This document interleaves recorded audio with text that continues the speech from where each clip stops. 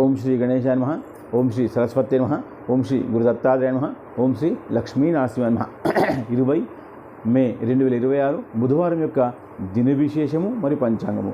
దిన విశేషం ఏంటంటే బుధవారంతో కూడుకున్న చవితి అధిక మాసం కలిసి వస్తుంది కాబట్టి అందుబాటులో ఉన్న గంగ దగ్గరికి వెళ్ళి ఒక రాగి ఆకు తీసుకొని దాని మీద ఆవు నెయ్యితో తడిపినటువంటి ఒక వత్తి పెట్టి వెలిగించి దాన్ని గంగలో ప్రవాహం చేస్తూ ఆ గంగకి నమస్కారం చేస్తుడు గంగామాత గంగామాత గంగామాత అంటుంటే మీలో ఉన్నటువంటి జరిగిన పాపాలన్నీ కూడా వెళ్ళిపోయి పుణ్యాలన్నీ కూడా వస్తాయి. ఇది అధిక మాసంలో చేసినటువంటి గొప్ప విశేషం.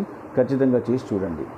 దిని విశేషం అయిపోయింది. పంచాంగం ఏంటంటే స్వస్తి శ్రీ పరాభవనామ సంవత్సరము, ఉత్తరాయణము, గ్రీష్మ ఋతువు, అధిక జ్యేష్ఠ మాసము.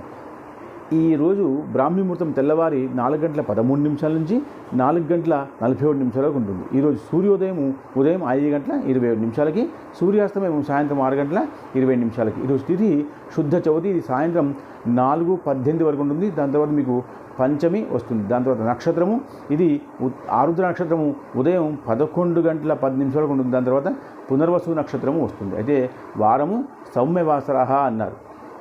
దాని తర్వాత యోగము ఇది శూల యోగం. ఇది రాత్రి 7:19 వరకు ఉంటుంది.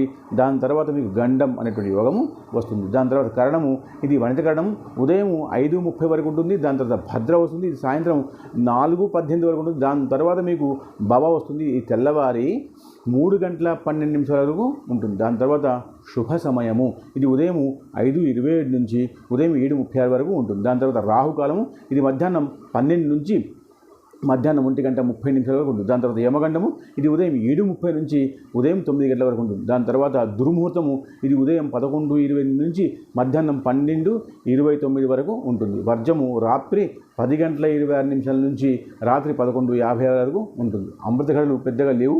మీరు దీపాన్ని వదిలిపెట్టే సమయాన్నే అమృత ఘడియలుగా తీసుకోండి. శుభం.